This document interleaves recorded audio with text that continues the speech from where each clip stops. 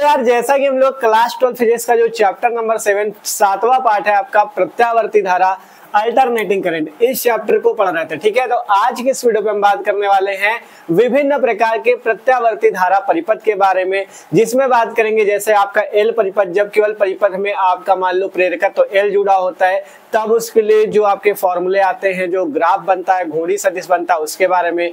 और जब इसी टाइप से केवल आर परिपथ हो, सी परिपथ हो और फिर आपका एलसीआर परिपथ जो होता है, मतलब सभी प्रकार के परिपथों को बहुत ही आसान तरीके से समझने वाले हैं। अगर आप लोग ये वाला आज का वीडियो देख लेते हो ना, तो आपको और किसी वीडियो को देखने की जरूरत नहीं पड़ेगी और आपको पता है ये टॉपिक इंपॉर्टेंट कितने और ज्यादातर स्टूडेंट को समझ में भी नहीं आते। लेकिन अगर आज का वीडियो देख लेते हो तो जो आपका आर परिपथ है, एल परिपथ है, सी परिपथ है और एलसीआर परिपथ है, सब में एक एक बात आपकी, एक एक पॉइंट आपका क्लियर होने वाला है। इसलिए कह रहा है वीडियो को लास्ट तक देखोगे तो आप एक एक चीज समझ जाओगे। ठीक है, क्योंकि बहुत इंपॉर्टेंट वीडियो है आपका। देख सकते हो विभिन्न प्रकार के प्रत्यावर्ती धारा परिपथ, सभी परिपथों को आज के इस वीडियो पे क्लियर करेंगे। ठीक है, तो इसलिए पूरा कंप्लीट वीडियो देखना, एकदम आसानी से आप सब कुछ समझ जाओगे। ठीक है, तो शुरू करते हैं वीडियो को। आपका बताया आपको प्रत्यावर्ती धारा, जो क्लास 12 फिजिक्स का सातवां पार्ट हम लोग पढ़ रहे थे प्रत्यावर्ती धारा, उसी पे आपका ये जो आपके विभिन्न प्रकार के प्रत्यावर्ती परिपथ है, ये मोस्ट इंपॉर्टेंट है। ये चीज जान लो और आपको इनको अच्छे से समझना भी है। ठीक है, क्योंकि इनके फॉर्मूले बहुत इंपॉर्टेंट है, इनसे न्यूमेरिकल भी लगते हैं। ठीक है, तो अच्छे से समझते हैं। तो सबसे पहले हम बात करते हैं इन विभिन्न प्रकार के प्रत्यावर्ती परिपथों में पहला। ठीक है, जब परिपथ में, ठीक है, सभी को एक एक करके पढ़ेंगे, अच्छे से आप लोग देखते हो बस। ठीक है, और इनको एक एक को अच्छे से नोट भी कर लेना बाद में कॉपी में, जिससे आपको एक एक चीज तैयार हो जाए। ठीक है, जब परिपथ में केवल प्रतिरोध आर हो, ठीक है, मान लेते जब परिपथ में केवल प्रतिरोध आर हो, तब उस प्रकार के प्रत्यावर्ती परिपथ में आपका क्या होता है, उसके लिए फॉर्मूले क्या आते हैं, ये चीज समझते हैं। ठीक है, जब परिपथ में क्या हो, केवल प्रतिरोध आपका लगा हो आर। ठीक है, तो इसके लिए आपको करना क्या है, देखो यहाँ पे हम बना लेते हैं क्या, एक हमारे पास मान लो परिपथ है, यहाँ पे हमारे पास एक प्रतिरोध क्या जुड़ा हो। जब परिपथ में आपके केवल प्रतिरोध आर जुड़ा हो और यहाँ पे आपका प्रत्यावर्ती स्रोत होगा। ठीक है, ये प्रत्यावर्ती वोल्टेज का स्रोत है। ठीक है, ये क्या है, आपका प्रत्यावर्ती स्रोत है जिससे धारा भेजी जाएगी। ठीक है, यहाँ पे आपका जो प्रत्यावर्ती वोल्टेज V होता है, V का समीकरण होता है V बराबर V not sine omega T. ठीक है, एक एक को ध्यान से समझोगे तो सभी आसान है, बस थोड़ा सा आपको समझना है। ठीक है, तो यहाँ पे ये आपका किस टाइप का परिपथ है, जिसमें केवल प्रतिरोध R लगा हुआ है और यहाँ पे जो प्रत्यावर्ती धारा स्रोत है, इसमें आपका जो आपका मतलब क्या विभव का समीकरण है, V बराबर V not sine omega T है, जहाँ V विभव या विभवांतर, V नॉट क्या है, इस विभवांतर का अधिकतम मान और साइन ओमेगा टी। ठीक है, ये चीज होता है। अब यहाँ से जब इस प्रत्यावर्ती धारा स्रोत से हम लोग यहाँ पर से मान लो I धारा प्रवाहित करते हैं इस टाइप से। ठीक है, हम यहाँ पर से I धारा प्रवाहित करते हैं, तो यहाँ से क्या होता है, किस टाइप से इसके फॉर्मूले आते हैं, इसमें कलांतर और कला कितनी होती है, इसमें सारी चीजों को समझते हैं। ठीक है, तो देखो सबसे पहले जब हमने लिखा जब केवल परिपथ में प्रतिरोध आर हो, तब इसके लिए क्या फॉर्मूला आएंगे।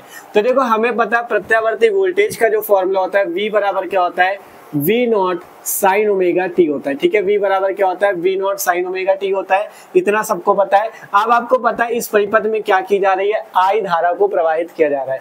तो आपको ओम का नियम तो पता होगा, यहाँ से लिखते हैं, चूंकि V बराबर क्या होता है, I इंटू आर। V बराबर क्या होता है, I इंटू आर। ठीक है, फॉर्मूला सबको पता है, स्मॉल I लिख लो, स्मॉल I इंटू आर। ठीक है, तो यहाँ से V बराबर आई आर होता है, तो अगर हम V की जगह आई आर रख दे तो I इंटू आर बराबर क्या हो जाएगा, V not sine omega T. ठीक है, ध्यान से देखो, यहाँ से V की जगह I इंटू आर रखा है, यहाँ से V not sine omega T. अब क्या करो, यहाँ से अगर I का मान निकाले तो R जो गुणे पे, इसको इधर भेज दोगे तो भाग पे आ जाएगा, तो I बराबर हो जाएगा V नॉट बटा आर साइन ओमेगा टी। ठीक है, यहाँ से I बराबर क्या आ गया, V नॉट बटा आर साइन ओमेगा टी, इतना आया। अब यहाँ से बात करें, देखो जिस टाइप से आपको पता है ओम के नियम में, यहाँ से देखोगे तो I बराबर क्या है, V बटा आर, मतलब यहाँ से R को इधर भेज दोगे तो I बराबर V बटा आर। तो जिस प्रकार से I बराबर V बटा आर होता है, वैसे ही अगर V नॉट बटा आर लिखा है, V नॉट बटा आर लिखा, तो हम इसे क्या लिख सकते हैं, I नॉट लिख सकते हैं। मतलब जब V की जगह V नॉट हो जाता है, तो हम V नॉट जैसे हो जाता है वैसे ही I की जगह हम क्या कर देते हैं, I नॉट कर देते हैं। तो यहाँ से हम क्या करेंगे, यहाँ से लिखेंगे, चूंकि क्या होता है, यहाँ से होता है आपका I नॉट बराबर V नॉट बटा आर। ठीक है, यहाँ से I नॉट का और V नॉट का मतलब समझ रहे हो आप लोग, I नॉट और V नॉट यहाँ पे क्या है, शिखर मान है, धारा और वोल्टेज के क्या है, शिखर मान या अधिकतम मान है। ठीक है, I नॉट और V नॉट, तो यहाँ से V नॉट बटा आर की जगह हम क्या लिख सकते हैं, I नॉट। तो यहाँ से I बराबर क्या आ जाएगा, V नॉट बटा आर की जगह I नॉट, और यहाँ से क्या हो जाएगा, साइन ओमेगा टी। तो यहाँ से आई का फॉर्मूला क्या आया, आई बराबर I nought sine omega T. यहाँ से इसे मान लेना समीकरण नंबर 1, यहाँ से इसे मान लेना समीकरण नंबर 2। ठीक है, तो हमें यहाँ पे क्या देखने को मिला, हमें ये देखने को मिला कि वोल्टेज का जो समीकरण है, जो प्रत्यावर्ती वोल्टेज का समीकरण है वो है V बराबर V naught sine omega T. और इसमें क्या देखने को मिला, धारा का जो समीकरण आया वो भी आया आई बराबर I nought sine omega T. मतलब इसमें हमें कोण में कोई अंतर देखने को नहीं मिला। देखो साइन ओमेगा टी इसमें भी है, साइन ओमेगा टी इसमें भी है। जब दोनों में कुछ अंतर देखने को नहीं मिला तो हम यहाँ पे कह सकते हैं कि जब आपका परिपथ में केवल प्रतिरोध R जुड़ा होता है तब धारा और वोल्टेज क्या होते हैं, समान कला में होते हैं। ठीक है, ध्यान से समझो। यहाँ पे जब कलांतर निकालना होता है तो उसका समीकरण इस टाइप से बनता है, आई बराबर I nought sine omega T plus phi, इस टाइप से होता है, प्लस का फाई। यहाँ पे जो फाई कोण होता है ये कलांतर होता है। तो यहाँ पे केवल ओमेगा टी दोनों में आया, मतलब फाई की कोई वैल्यू ही नहीं आई। तो यहाँ से आपका कलांतर जो हो जाएगा वो यहाँ पे 0 होगा। यहाँ से लिखते हैं समीकरण 1 व 2 से, ध्यान से देखो अभी इसमें कम समझ में आएगा, लेकिन जैसे जैसे आगे बढ़ोगे ना सारी बातें आपको समझ में आती रहेंगी, बस समझना पड़ेगा। ठीक है, यहाँ से लिखते हैं समीकरण 1 व 2 से। ठीक है, क्या लिखेंगे, समीकरण 1 और 2 से हमें क्या देखने को मिलता है, V तथा I के बीच कलांतर जो होगा, कलांतर क्या होता है, कला का अंतर। ठीक है, के बीच कलांतर जो होता है वो क्या होता है, शून्य होता है। कलांतर शून्य होता है, शून्य का मतलब 0। ठीक है, शून्य का मतलब 0 होता है। ठीक है, अतः जब परिपथ में केवल प्रतिरोध R होता है, में केवल प्रतिरोध R जुड़ा होता है, प्रतिरोध R जुड़ा होता है, जब परिपथ में केवल प्रतिरोध R जुड़ा होता है तो क्या होता है, जब परिपथ में केवल प्रतिरोध R जुड़ा होता है तो I तथा V समान कला में होते हैं। I तथा V समान कला में होते हैं। ठीक है, I तथा V क्या होते हैं, समान कला में होते हैं, समान कला में होते हैं। ठीक है, देखो जब दोनों समान कला में होंगे, और कलांतर क्या होता है, कला का अंतर। जब दोनों की कला समान आएगी तो उसको घटाओगे तो 0 ही तो आएगा, इसलिए कलांतर 0 है और कला समान है। ठीक है, तो यहाँ से लिखा गया समीकरण 1 व 2 से हमें क्या देखने को मिला, V तथा I के बीच कलांतर शून्य होता है। अतः जब परिपथ में केवल प्रतिरोध R जुड़ा होता है तो I तथा V समान कला में होते हैं। ठीक है, समान कला में होते हैं। अब अगर हम लोग इसके आगे क्या करें, इसका ग्राफ बनाए तो ग्राफ में भी आपको क्या देखने को मिलेगा, धारा और वोल्टेज समान कला में। देखो कैसे ग्राफ इस टाइप से बना जाता है, एक्स और वाई अक्ष के बीच में। ठीक है, आपको पता है ये आपका एक्स अक्ष होता है और इधर आपका क्या होता है, वाई अक्ष होता है। अब जब ग्राफ बनेगा तो कैसे बनेगा, देखो सबसे पहले हमारे पास जब परिपथ था, जब हमने उसे एसी मींस, ये क्या है, प्रत्यावर्ती वोल्टेज का मेंस है। ठीक है, मतलब जिस समय प्रत्यावर्ती धारा मिलती है तो सबसे पहले प्रत्यावर्ती जब वोल्टेज लोगे तो उसमें सबसे पहले हमें क्या मिलता है, वोल्टेज, फिर उसके बाद धारा प्रवाहित होती है। तो पहले ग्राफ वोल्टेज का बनाना, ये याद रखना। ठीक है, तो वोल्टेज का ग्राफ, प्रत्यावर्ती धारा है, वोल्टेज का ग्राफ जो होता है कुछ इस टाइप से बनता है। ठीक है, यहाँ पे इस टाइप से जाके आपका ग्राफ ये इस टाइप से बन जाता है। ठीक है, ये किसका ग्राफ बना हुआ है, प्रत्यावर्ती वोल्टेज का, V बराबर V naught sine omega T का। ठीक है, किसका बना हुआ है, V बराबर V naught sine omega T का। अब आपको बताया गया कि I तथा V समान कला में, दोनों क्या है, समान कला में, तो एक ही जैसे, जैसे ये प्रवाहित हो रही है, ये V का आपका क्या है, ये V का आपका जो आपको दिखाया गया क्या चीज है, V का आपका जो प्रत्यावर्ती वोल्टेज है उसका ग्राफ दिखाया गया। तो इसी टाइप से आपका जो प्रत्यावर्ती धारा होती है उसका ग्राफ भी कुछ इसी टाइप से आपका दिखा दिया जाएगा। ये देखो यहाँ से धारा को आपको थोड़ा नीचे करके दिखा रहा है। ठीक है, यहाँ से इस टाइप से, मतलब देखो प्रत्यावर्ती वोल्टेज के ऊपर वाला ब्लू वाला, क्योंकि ये आपका वोल्टेज पहले होता है। ठीक है, प्रत्यावर्ती वोल्टेज पहले होता है, उसके बाद धारा उत्पन्न होती है। तो वोल्टेज का ग्राफ हमेशा ऊपर दिखाना, धारा का बाद में। तो यहाँ से ये आपका जो ब्लैक वाला है ये क्या है, ये आपका धारा का है। ठीक है, ये किसका है, ब्लैक से ही दिखा दो। ठीक है, ये किसका है, ये आपका धारा का है, I बराबर I nought sine omega T. I बराबर स्मॉल से लिखा था तो स्मॉल वाला लिख लो, I बराबर I nought sine omega T. ठीक है, ये किसका ग्राफ बना है, देखो ग्राफ इसी टाइप से आपको बनाना है। इससे ये दिख रहा है कि वोल्टेज जिस टाइप से, प्रत्यावर्ती वोल्टेज इस टाइप से प्रवाहित हो रहा है, वैसा ही सेम आपका क्या हो रहा है, धारा भी प्रवाहित हो रही है। मतलब दोनों क्या है, समान कला में। यहाँ से देख सकते हो वोल्टेज भी इसी टाइप से, धारा भी इसी टाइप से प्रवाहित हो रही है। मतलब ये दोनों क्या है, एकदम समान कला में है। और यहाँ से कलांतर कितना आया था, 0 आया था। ठीक है, इसके बाद एक चीज यहाँ से और समझना है, इसका घूर्णी सदिश। ठीक है, घूर्णी सदिश भी इंपॉर्टेंट होता है। घूर्णी सदिश एकदम सिंपल से बन जाता है। देखो कैसे घूर्णी सदिश कैसे बनता है, घूर्णी सदिश में भी आपको इसी टाइप से दिखाना होता है। देखो घूर्णी सदिश V तथा I के बीच बनता है, मतलब V वोल्टेज और I धारा के बीच में। ठीक है, आपको पता है यहाँ पे सबसे पहले वोल्टेज को दिखाया जाता है, तो वोल्टेज को कुछ इस टाइप से आपको तीर से दिखाना है। वोल्टेज हमेशा आगे दिखाया जाएगा, ठीक है, धारा से, क्योंकि वोल्टेज पहले होता है, तो वोल्टेज को इस टाइप से दिखा दिया। ठीक है, घूर्णी सदिश में। अब धारा आपको पता है, धारा और वोल्टेज क्या है, समान कला में है, मतलब जब समान कला में तो एक ही दिशा में होंगे, तो यहाँ से इसलिए V तथा I जब समान कला में तो उसके बीच में कोण कितना होगा, 0। कलांतर 0 है ना, जब कलांतर 0 है तो जिस दिशा में V को दिखाया जाएगा उसी दिशा में धारा I को भी दिखाया जाएगा, तो ये इसका घूर्णी सदिश बनेगा। V भी एक ही दिशा में होगी, I भी एक ही दिशा में होगी। अभी आगे जब समझोगे ना, उसमें किसी में V और I के बीच में कोण 90 डिग्री का दिखेगा, इसलिए अच्छे से समझते चलो। यहाँ पे ग्राफ तो इस टाइप से बन जाता है, लेकिन घूर्णी सदिश किस टाइप से बनता है, देखो आपको पता है यहाँ पे बताया गया, यहाँ पे क्या बताया गया, कलांतर 0। जब कलांतर 0 है, जब कलांतर का मान 0 है तो मतलब कि उसके बीच में कोई कोण नहीं बनना, तो दोनों एक ही दिशा में दिखाई जाएंगी। पहले वोल्टेज दिखाया जाएगा, उसके बाद धारा, वोल्टेज उस दिशा में दिखाएगा, वैसे ही धारा। ठीक है, तो इस टाइप से इसका घूर्णी सदिश बन जाता है। ठीक है, इस टाइप से इसका घूर्णी सदिश बन जाता है। अब यहाँ पे आपका और यहाँ पे एक चीज निकाल सकते हो, औसत शक्ति क्षय। ठीक है, औसत शक्ति क्षय निकाली जाती है, तो इसके आगे का जब इतना हो जाएगा, इसके आगे आपने ये दोनों ग्राफ बना, पहला एक ग्राफ है, ये क्या चीज बना है, धारा और वोल्टेज के बीच में ग्राफ बना हुआ है, ये क्या, इसका घूर्णी सदिश। अब यहाँ पे इसके आगे एक पॉइंट और होता है, औसत शक्ति क्षय, वो यहाँ पे आगे जगह नहीं, तो हम यहाँ पे कर दे रहे हैं, आप लोग उसके आगे नोट कर लेना कॉपी पे। ठीक है, औसत शक्ति क्षय, औसत शक्ति क्षय मतलब जो शक्ति में क्षय होता है, मतलब जो ऊर्जा खर्च होती है वो। ठीक है, औसत शक्ति क्षय को हम यहाँ पे निकाले दे रहे हैं। देखो औसत शक्ति क्षय निकालने का फॉर्मूला होता है P बार। औसत देखो P क्या होती है, P आपको पता शक्ति होती है, P को शक्ति या सामर्थ्य बोलते हैं। इसका सूत्र होता है P बराबर V इंटू I। ठीक है, सबको पता है P बराबर V इंटू I होता है। यहाँ पे P के ऊपर एक लाइन खींची गई, मतलब इसे पढ़ा जाएगा P बार। P बार का क्या मतलब है, P बार का मतलब है P का हम लोग औसत निकालना है। ठीक है, तो इसे बोलेंगे P बार को औसत शक्ति क्षय। जो P के ऊपर लाइन खींचे इसे बोला जाएगा P बार। तो P बार बराबर सूत्र होता है VRMS इंटू IRMS और cos फाई, ये फॉर्मूला होता है। P बार बराबर VRMS IRMS cos phi. VRMS क्या है, धारा का वर्ग माध्य, वोल्टेज का वर्ग माध्य मूलमान।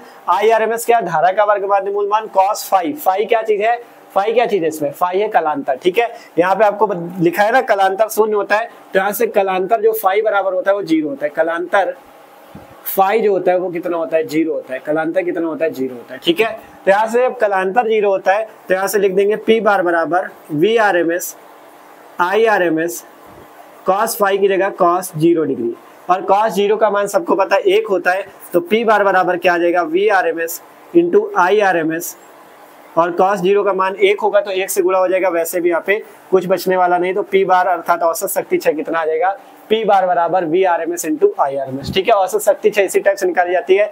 आपसे न्यूमेरिकल मिलेंगे, आपको कहेगा केवल परिपथ R है तब उसमें औसत शक्ति क्षय निकालो, तो इसी फॉर्मूले से निकलेगा। आपको कलांतर याद रखना पड़ेगा, कलांतर इसमें 0 होता है क्योंकि धारा और वोल्टेज एक ही दिशा में होती है, एक ही समान कला में होती है, इस वजह से कलांतर 0 आता है। कलांतर 0 होता है तो cos फाई की जगह 0 रखोगे तो cos 0 का मान 1, तो P बार बराबर VRMS इंटू IRMS। ठीक है, तो ये पहला परिपथ था कि जब आपका परिपथ में केवल प्रतिरोध R जुड़ा होता है तब आपको यहाँ पे वोल्टेज का समीकरण ये मिलता है, धारा का ये मिलता है, और इनके बीच कलांतर 0 आता है, और ये दोनों समान कला में होता है। ग्राफ इस टाइप से बनता है, घूर्णी सदिश इस टाइप से बनता है, औसत शक्ति क्षय इस टाइप से आता है। एक एक चीज हम यहाँ पे क्लियर करते चलेंगे, इसलिए कह रहे हैं भले कमजोर से कमजोर स्टूडेंट भी अगर उसको टॉपिक नहीं समझ में आता तो आज का वीडियो देखने के बाद उसको क्लियर होने वाला है, बस आपको वीडियो को लास्ट तक देखना है। ठीक है, तो ये वाला आपका R परिपथ तो हो गया, इसे आप लोग समझ चुके हो। तो अब एक बार आप लोग क्या करो, इसे स्क्रीनशॉट कर लो।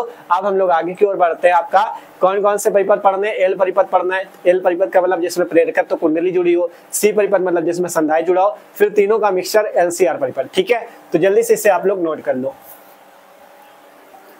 ठीक है, अब बात करते हैं जब परिपथ में स्वप्रेरकत्व तो L जुड़ा हो या आपका स्वप्रेरकत्व तो कुंडली L जुड़ी हो। ठीक है, देख सकते हो जब परिपथ में केवल स्वप्रेरकत्व तो L जुड़ा हो तब आपके ये सूत्र क्या आएंगे, ग्राफ कैसे बनेगा, घूर्णी सदिश कैसे बनेगा, इसको समझते हैं। ठीक है, तो यहाँ पे हम स्वप्रेरण कुंडली जोड़ लेते हैं। इस टाइप से कुंडली को इस टाइप से बनाया जाता है, ये आपकी क्या है, इस टाइप से सही से बना लेते हैं। ये इस टाइप से हमारे पास क्या है, ये एक हमारे पास कुंडली है। ठीक है, इस टाइप से, चलो इतने तक ही रहने दो। ठीक है, ये हमारे पास क्या है, एक कुंडली है। ठीक है, ये कुंडली बन गई। यहाँ पे आपको एक प्रत्यावर्ती स्रोत जोड़ लेना है। ठीक है, इस टाइप से, ये क्या प्रत्यावर्ती स्रोत। ठीक है, ये आपका क्या है, स्वप्रेरण कुंडली जिसका स्वप्रेरण कितना है, L है। ठीक है, स्वप्रेरकत्व तो कितना है, एल को क्या बोलते हैं, स्वप्रेरण गुणांक या स्वप्रेरक तत्व, ठीक है, एल इस कुंडली का, ठीक है। ये हमारे पास क्या है, एक कुंडली है, ठीक है। अब आपको पता है यहाँ पे आपका क्या होगा, प्रत्यावर्ती स्रोत है, तो यहाँ पे वोल्टेज कितना होगा, V बराबर V not sine omega T, और यहाँ से धारा I को प्रवाहित किया जाएगा, यहाँ से क्या किया जाएगा, I धारा को पूरे में प्रवाहित किया जाएगा, ठीक है। ये बात सबको पता है, इतना सबको पता, जैसा पिछले में हुआ था वैसा इसमें, बस उसमें प्रतिरोध जुड़ा था, इसमें कुंडली जुड़ी है, ठीक है। तो यहाँ से आपके पास वोल्टेज का समीकरण क्या है, V बराबर V not sine omega T, ठीक है। V बराबर क्या है, V not sine omega T, इसे मान लो इक्वेशन नंबर फर्स्ट, ठीक है। पहला समीकरण मान लिया, आप समझो आगे, ठीक है। देखो ये कुंडली जो है, कुंडली लगी हुई है, जब यहाँ पे प्रत्यावर्ती स्रोत से धारा को भेजा जाता है तो आपने इसके पहले वाले पार्ट, जब विद्युत चुंबकीय प्रेरण वाला पार्ट पढ़ा था, तो उसमें हमने समझा था जब किसी कुंडली में धारा को प्रवाहित किया जाता है तो उसके चुंबकीय फ्लक्स में परिवर्तन होता है, जिसके कारण प्रेरित विद्युत वाहक बल और प्रेरित धारा उत्पन्न होता है। इस घटना को विद्युत चुंबकीय प्रेरण की घटना कहते हैं, ठीक है। तो जब यहाँ से आपका धारा बहेगी तो धारा जब कुंडली के पास पहुंचेगी तो इसमें क्या होगा, चुंबकीय फ्लक्स में परिवर्तन होगा, जिसके कारण प्रेरित विद्युत वाहक बल और प्रेरित धारा उत्पन्न होता है। तो यहाँ से हम लिखेंगे कुंडली में धारा प्रवाहित करने पे, कुंडली में धारा प्रवाहित करने पर आपको पता है प्रेरित विद्युत वाहक बल और प्रेरित धारा उत्पन्न होती है। तो यहां से लिखा जाएगा कुंडली में धारा प्रवाहित करने पर विद्युत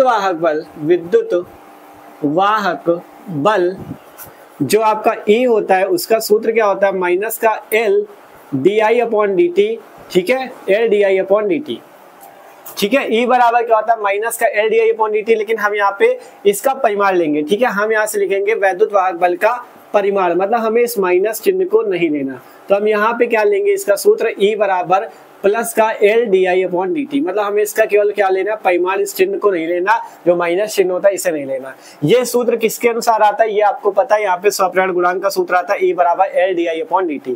इसी फॉर्मूले को आपको लगाना, और पता है विद्युत वाहक बल कैसे उत्पन्न हुआ, इसके कुंडली के चुंबकीय फ्लक्स में परिवर्तन होने की वजह से विद्युत वाहक बल आया। अब जो ये विद्युत वाहक बल का परिमाण E बराबर L DI अपॉन dt है, ठीक है।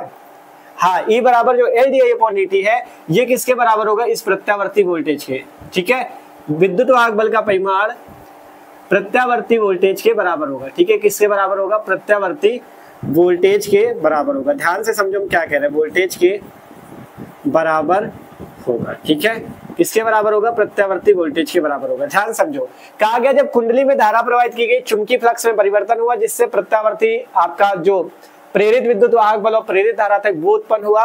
तो वही चीज हमने लिखा, कुंडली में धारा प्रवाहित करने पे विद्युत वाहक बल जो उत्पन्न होता है और उसका परिमाण का सूत्र होता है E बराबर L DI अपॉन dt, जहां L को स्वप्रेरण गुणांक, DI आपको क्या पता सिद्ध करता है, धारा में परिवर्तन, dt का मतलब समय में परिवर्तन, E विद्युत वाहक बल है, प्रत्यावर्ती वोल्टेज के बराबर होगा, मतलब जो V है इसके ये बराबर हो जाएगा, ठीक है। जब ये इसके बराबर हो जाएगा तो यहाँ पर से क्या आएगा, हम V की जगह क्या रख देंगे, L DI अपॉन dt, मतलब V और E क्या हो जाएंगे, अब आपस में बराबर हो जाएंगे, ठीक है। क्योंकि विद्युत वाहक बल और वोल्टेज एक ही तरह के होते हैं, इसलिए E और V बराबर हो जाएंगे। तो हम V की जगह यहाँ से क्या लिखेंगे, L, ठीक है, और इधर से लिखते नहीं, फिर बोर्ड में आता नहीं, ठीक है, इधर से लिखते हैं L DI अपॉन dt बराबर, यहाँ से हम लोग क्या लिखेंगे, V की जगह L DI अपॉन dt लिख दिया, मतलब E और V बराबर हो गया, तो V की जगह L DI अपॉन dt।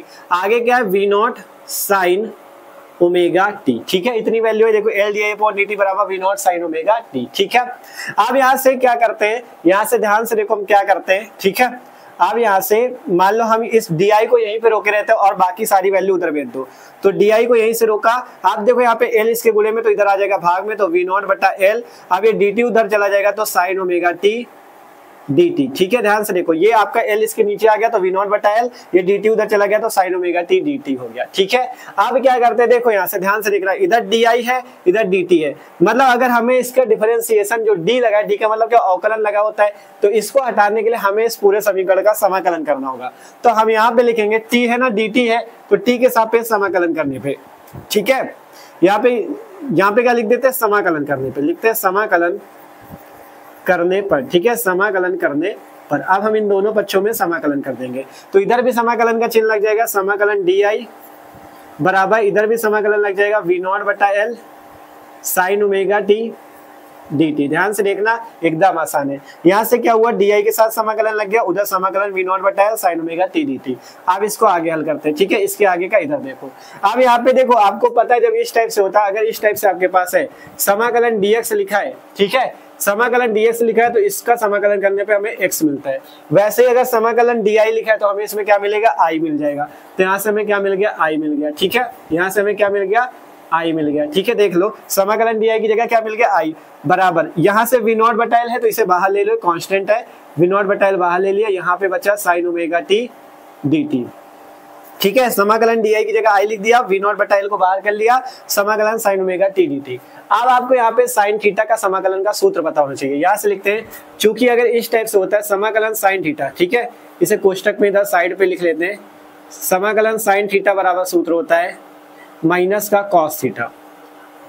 समाकलन sin थीटा बराबर सूत्र क्या होता है, माइनस का cos थीटा। मैथ वालों को तो सबको पता होगा, बायो वाले आप लोग भी याद रखो, समाकलन sin थीटा बराबर होता है माइनस का cos थीटा, ठीक है। लेकिन यहाँ पे sin थीटा है और यहाँ पे sin ओमेगा t, ये आपका अलग चीज है, ठीक है। तो जब sin थीटा का माइनस cos थीटा होता है तो अगर समाकलन sin ओमेगा t है तो इसका क्या होगा, उसके लिए ध्यान से समझो, जब थीटा की जगह ओमेगा t आ गया तो यहाँ से क्या हो जाएगा, माइनस का cos ओमेगा t, ठीक है। मतलब थीटा की जगह ओमेगा t तो माइनस का cos ओमेगा t। लेकिन यहाँ पे फॉर्मूला होता है थीटा का, ना कि ओमेगा t का। आपने तो लिख लिया sin थीटा का माइनस cos थीटा और sin ओमेगा t का वैसे ही minus cos omega t। Formula होता है समाकलन sin थीटा बराबर माइनस cos थीटा, लेकिन हमारे पास है ओमेगा t, थीटा तो है नहीं, ओमेगा t है। तो इसके लिए हमने क्या किया, जब समाकलन sin ओमेगा t का किया तो माइनस cos ओमेगा t तो मिलेगा, लेकिन इसमें जो ओमेगा t है इसका आपको अवकलन करके भाग लगाना होता है। ध्यान से समझो, समाकलन जब sin ओमेगा t का आपने किया तो माइनस cos ओमेगा t तो आएगा, लेकिन यहाँ पे ओमेगा t की जगह आपका फॉर्मूले में क्या होता है, थीटा होता है। ध्यान से समझो, ओमेगा t की जगह फॉर्मूले में क्या होता है, थीटा, ना कि ओमेगा t होता है। तो इस ओमेगा t का आपको अवकलन करना होता है। ओमेगा t का अवकलन करोगे d बाई डी टी, तो जब इसका अवकलन करोगे तो ओमेगा बाहर हो जाएगा, d by D T T आएगा, और यहाँ से इसका अवकलन करोगे तो ओमेगा इंटू t का अवकलन कितना आएगा, t के सापेक्ष 1 आ जाएगा, मतलब यहाँ से वैल्यू ओमेगा मिलती है। तो ये जो ओमेगा आएगा, ये जो आपका ओमेगा t का अवकलन करने पे ओमेगा आया, इसका आपको इसके नीचे भाग दे देना है, तो ये इसका पूरे का समाकलन आएगा। ध्यान से देख लो, मैथ वाले तो समझ रहे हैं, लेकिन बायो वाले आप लोग भी समझो हम क्या कहना चाहते हैं। हम ये कहना चाहते हैं समाकलन sin थीटा बराबर सूत्र होता है माइनस cos थीटा, लेकिन थीटा यहाँ पे नहीं है, हमारे पास है sin ओमेगा t।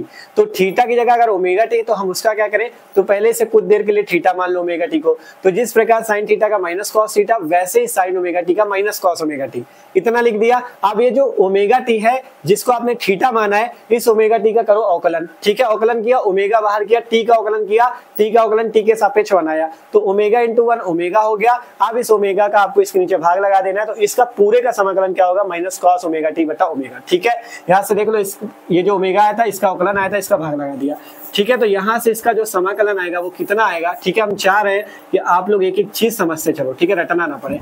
तो यहाँ से इसका समाकलन कितना आएगा, देखो i बराबर v नॉट बटा l, यहाँ से इसका समाकलन कितना आएगा, अभी निकाल के दिखाया आपको, माइनस cos ओमेगा t बटे में ओमेगा, ये आएगा इसका समाकलन, ठीक है। देख लो ध्यान से, v नॉट बटा l तो उसी तरह से sin ओमेगा t का माइनस cos ओमेगा t बटा ओमेगा आया समाकलन, ठीक है। अब देखो आगे, ठीक है। अब आगे देखो, अब यहाँ से जो ओमेगा है इसे ओमेगा को l के साथ गुणा कर लेते हैं, ठीक है। तो i बराबर क्या हो जाएगा, देखो ध्यान से, i बराबर v नॉट बटे में ओमेगा l, ठीक है। i बराबर क्या हो गया, v नॉट बटे में ओमेगा l।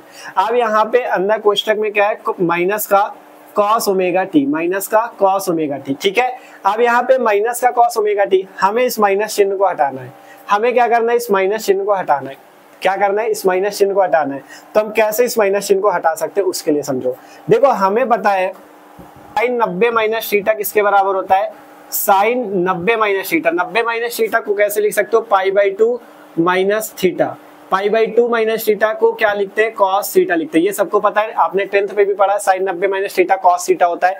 तो वैसे ही अगर cos थीटा, थीटा की जगह क्या ओमेगा t, तो अगर cos ओमेगा t है तो हम उसे क्या लिख सकते हैं, sin pi by 2 minus omega t, इस टाइप से लिख सकते हैं। देखो i बराबर लिख सकते हैं v नॉट बटा ओमेगा l, v नॉट बटा ओमेगा l, यहाँ से माइनस इसी तरह से रहेगा। जो cos ओमेगा t है इसको हम लिख सकते हैं sin pi by 2 minus sin pi by 2 minus omega T, pi by 2 minus omega T लिख सकते हैं, ठीक है। ये जो cos ओमेगा टी है मतलब cos थीटा है, इसे sin 90 माइनस थीटा लिख सकते हैं। 90 को क्या लिख सकते हैं पाई बाई 2, तो sin pi by 2 minus theta और थीटा की जगह क्या ओमेगा टी, तो हमने cos ओमेगा टी को sin pi by 2 minus omega T लिख दिया है। ठीक है, अब आगे समझो, अब आगे समझो। ठीक है, आगे समझो कैसे हम फॉर्मूला आई का निकालना है। ठीक है, तो आई बराबर क्या है वी नॉट बटा ओमेगा एल,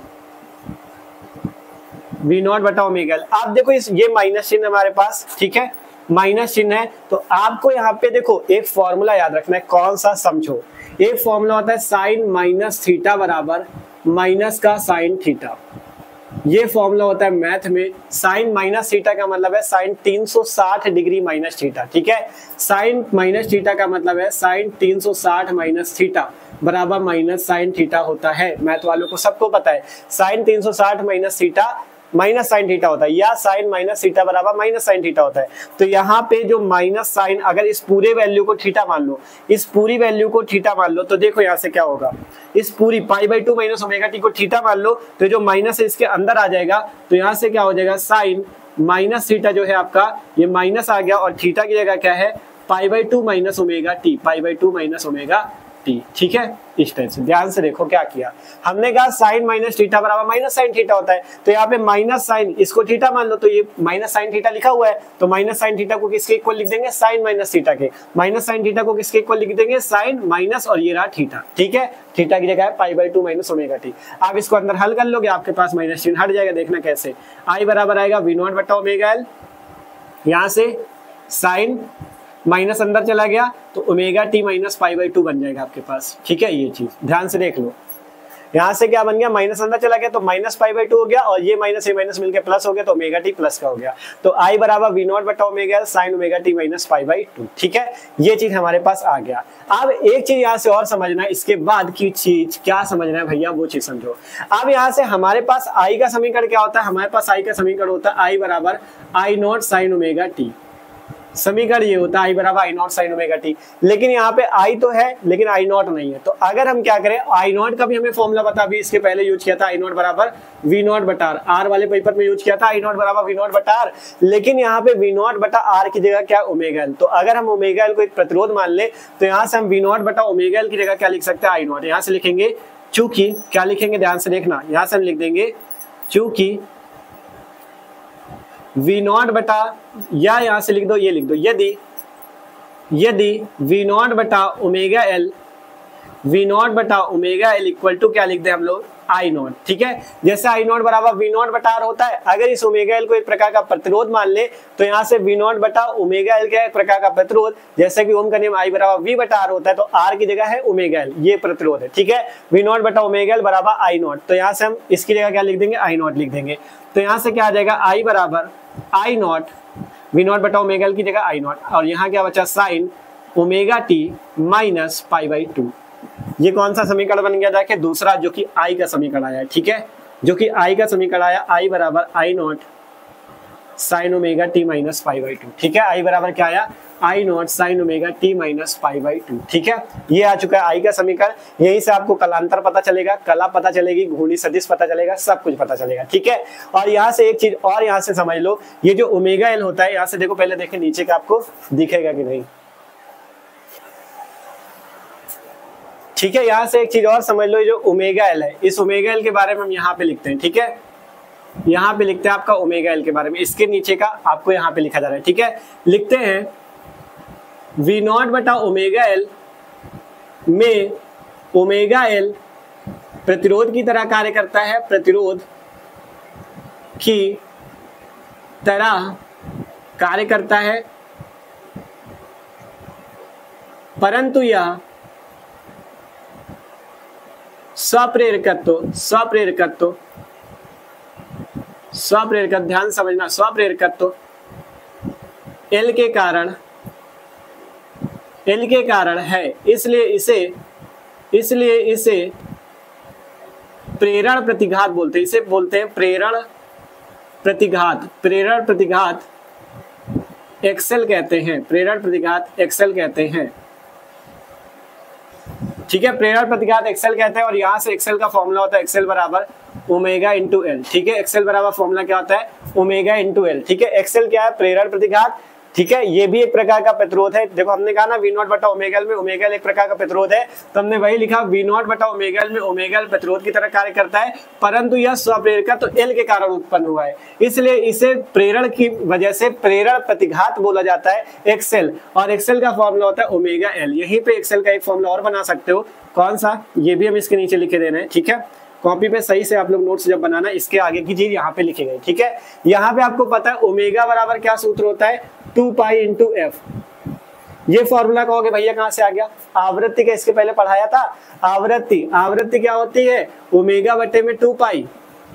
आवृत्ति एफ का सूत्र क्या होता है, एफ है आवृत्ति का सूत्र होता है ओमेगा बटा 2 पाई। तो यहाँ से ओमेगा कितना है 2 पाई एफ, तो यहाँ पे ओमेगा वहां पे हम 2 पाई एफ कर देंगे, तो एक्सएल कितना आ जाएगा, एक्सएल आ जाएगा 2 पाई एफ एल।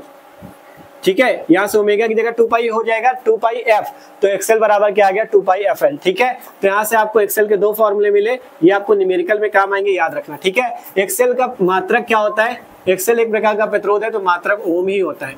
मात्रक क्या होता है, ओम। ठीक है, जैसे प्रतिरोध का मात्रक ओम वैसे इसका भी मात्रक ओम। ठीक है, तो एक्सएल बराबर क्या आया ओमेगा एल, जहां एक्सएल क्या प्रेरण प्रतिघात, ओमेगा की जगह अगर 2 पाई एफ रख देते हो तो एक्सएल बराबर 2 पाई एफ एल। ठीक है, ये चीज आपको क्लियर है। तो यहाँ पे देखो हम एक एक चीज पढ़ाते चल रहे जिससे किसी को प्रॉब्लम ना हो। अब हम इसका ग्राफ समझेंगे, कलांतर आपको बताते हैं, फिर इसके बाद हम बताते हैं कौन सा इसका ग्राफ कैसे बनेगा, घूर्णी सदिश कैसे बनेगा। ठीक है, आपने यहाँ पे केवल आपको 2 समीकरण काम लेना है, ये पहला वाला और ये दूसरा वाला, इसी से कलांतर अलांतर सब पता चल जाएगा। ये सब चीजें नोट कर लेना, एक एक पॉइंट जितना पढ़ा रहे हैं ये सब चीज आपके काम का है। ठीक है, तो इसे नोट करो, एक बार स्क्रीनशॉट करो। अब चलते हैं आगे की ओर। ठीक है, आप ध्यान से यहाँ पे देखो, हमने दोनों समीकरण लिख लिए, v बराबर v not sine omega T, i बराबर i naught sine omega T minus pi by 2। ठीक है, अब यहाँ पे आपको कलांतर निकालने के लिए हमने बताया था, जैसे पहले वाले पे जो प्रतिरोध था उसमें i बराबर i naught sine omega T था और v बराबर v not sine omega T था, मतलब दोनों सेम चीज थे, दोनों में ओमेगा टी था, तो हमने कह दिया था समान कला में और कलांतर 0 है। ठीक है, लेकिन यहाँ पे दिख रहा है इसमें साइन ओमेगा टी है और इसमें omega T minus pi by 2, मतलब माइनस पाई बाई 2 अलग है, तो इसका कलांतर कितना हो जाएगा, यही माइनस पाई बाई 2। ठीक है, यहाँ पे लिखेंगे v तथा i के बीच कलांतर, i के बीच कलांतर कितना हो जाएगा, कलांतर माइनस पाई बाई 2 होगा। ठीक है, माइनस पाई बाई 2 होगा। और यहां से आप देखोगे v पे तो साइन ओमेगा टी है, लेकिन i क्या omega T minus pi by 2, मतलब माइनस पाई बाई 2 का मतलब है ये v से माइनस पाई बाई 2 पीछे चलेगी, तो इसलिए लिखा जाएगा यहां से कि यहाँ पे धारा, यहाँ पर धारा पीछे चलेगी ना, तो इसे लिखा जाएगा पश्चगामी।